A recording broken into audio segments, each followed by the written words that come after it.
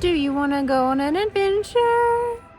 Well, good, because we got a special hike for you today to a spooky plane crash in the woods. It was November 24, 1983, which was Thanksgiving. At about 2 o'clock in the afternoon, a twin-engine Cessna 414A Chancellor, carrying only the pilot and one other passenger, departed the DuPage Airport in West Chicago, Illinois. It was headed for the airport in Silva, North Carolina. 53-year-old Ernest Martin, owner of Martin Toolworks, was the owner and the pilot of the plane that fateful day.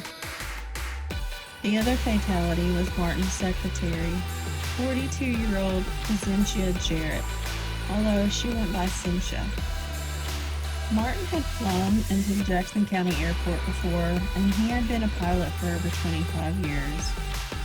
He was taking Cynthia to see her children that lived with their father in Bryson City, North Carolina. I'm assuming to see them for Thanksgiving. It was almost at about 6 p.m. when they were about 8 miles from their destination, when a combination of nightfall, limited visibility due to fog and precipitation, along with mountainous terrain, caused Martin to unfortunately fly directly into the 6,200-foot mountainside. According to the Federal Aviation Administration officials, Martin was right on course, just a little low. There was also evidence that Martin's blood alcohol level was 0.04, which I'm in no way, shape, or form promoting drunk driving, but the legal limit to operate a motor vehicle in most states is double that amount at 0.08 and 0.04 to operate a commercial vehicle. So technically, he was legal. Considering how unforgiving the weather conditions in these mountains can be, even driving on a cold, wet, foggy night in these mountains can get pretty hairy. I'm going to go ahead and chalk this up to poor weather conditions and low visibility.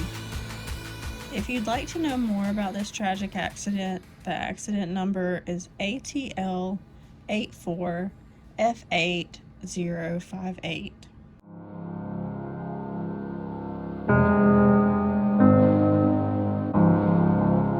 This somber wreckage is located on Browning Knob near Silva, North Carolina, in the Great Smoky Mountains National Park. It's just off the Blue Ridge Parkway. To access the trail to the crash, you first must access the Water Rock Knob overlook from the Blue Ridge Parkway, near mile marker 451. This is a popular overlook as there is a wonderful visitor center here where you can purchase souvenirs, snacks, coffee, and read up on some interesting information. And there's also restroom facilities here, which are very hard to come by along the parkway.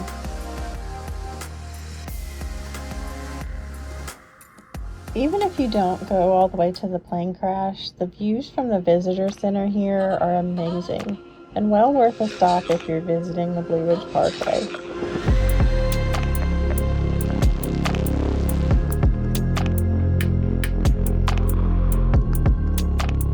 A helpful employee at the visitor center was more than helpful to give us information on how to find the crash, and they even offer free maps of the trail. Now, the crash is not marked on the map, but he was helpful to add his own drawings onto the map. You can get some amazing near 360-degree views from the parking lot, but the views are even more amazing from the trail up to Water Rock Knob and Browning Knob. The trail is about 2 miles out and back with nearly 700 feet in elevation gain. The first quarter of the trail is relatively easy, it's paved and wheelchair accessible until you reach a set of stairs right before the pedestrian overlook.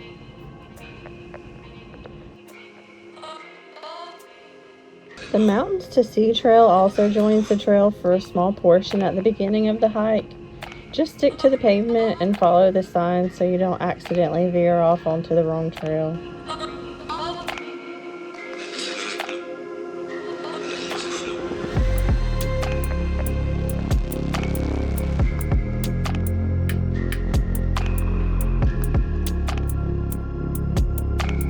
After the pedestrian overlook, the trail is no longer paved or wheelchair accessible.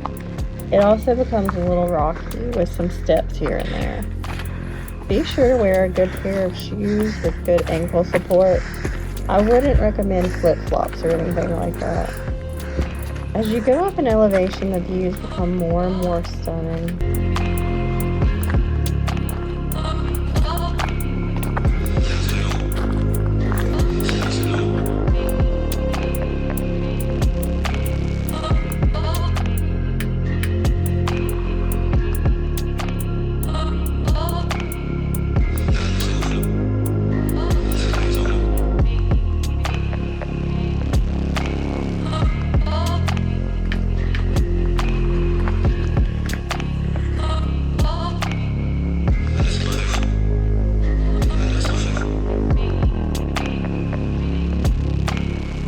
You'll reach a flight of stairs leading up to Water Rock Knob, where you're greeted with some spectacular views of the valley below.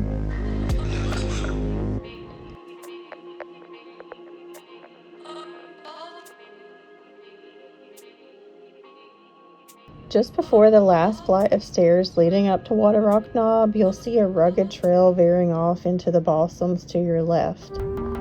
It's not marked, but this is the trail to Browning Knob and eventually the crash site. From here, the trail changes its mood pretty drastically. This is where it gets rugged. You'll come up on a section that I've dubbed the root wall. It's going to get steep and you're going to have to scramble a little bit.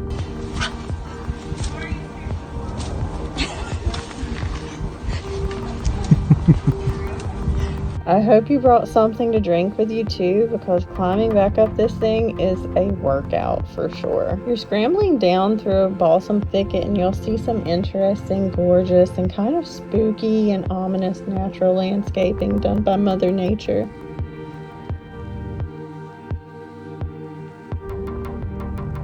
The trail levels off for a bit, and this is a great place to stop for a snack or a drink in the shade. What are you eating? Or get some cool pictures. The trail kind of splinters off and juts off into several smaller separate trails, but don't worry, they all lead to the same place. As long as you're walking along the ridge, you're headed in the right direction. There are also X's marked on the trees from time to time to let you know that you're still on the right path. And you can see some blue or yellow markings along the way. There's twisted and gnarled trees everywhere, rock outcroppings, upturned tree roots, and scattered overlooks placed throughout the trail. This part of the trail has its own vibe, and I couldn't help but feel like some scenes from Lord of the Rings could have totally have been filmed here, even though I know they weren't. We found this amazing overlook with breathtaking views. It was also here where we realized that we were losing daylight, so we needed to get going. We scrambled through the gnarled ridgeline until we could feel ourselves once again going up in elevation. We knew we were getting closer to Browning Knob. You could also feel the energy shift, like nature was telling us to be quiet and respectful. You couldn't hear the noise from the parkway or the parking lot anymore, and all you could hear was the wind softly blowing through the balsams. It was very peaceful, but also a little spooky. We knew we were close. To get to the crash site, you need to hang a left on an unmarked trail down over the side of the ridge.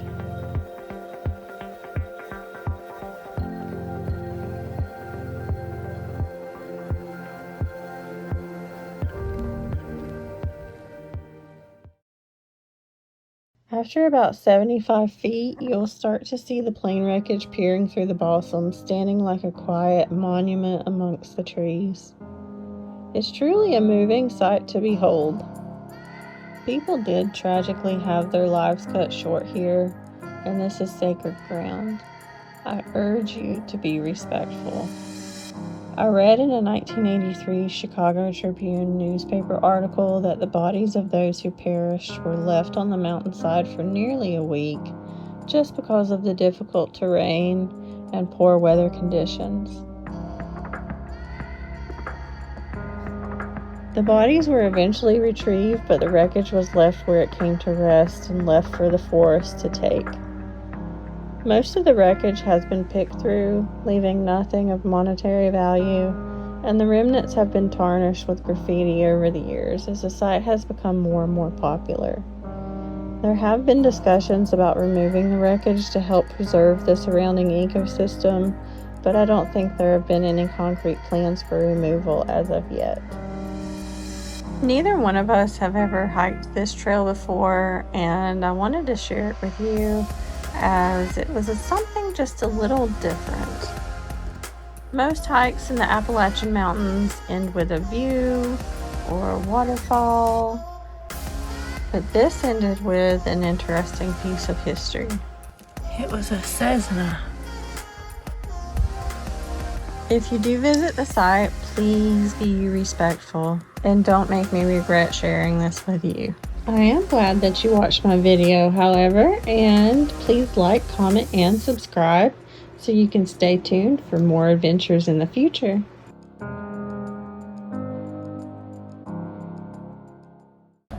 Spooky dookie.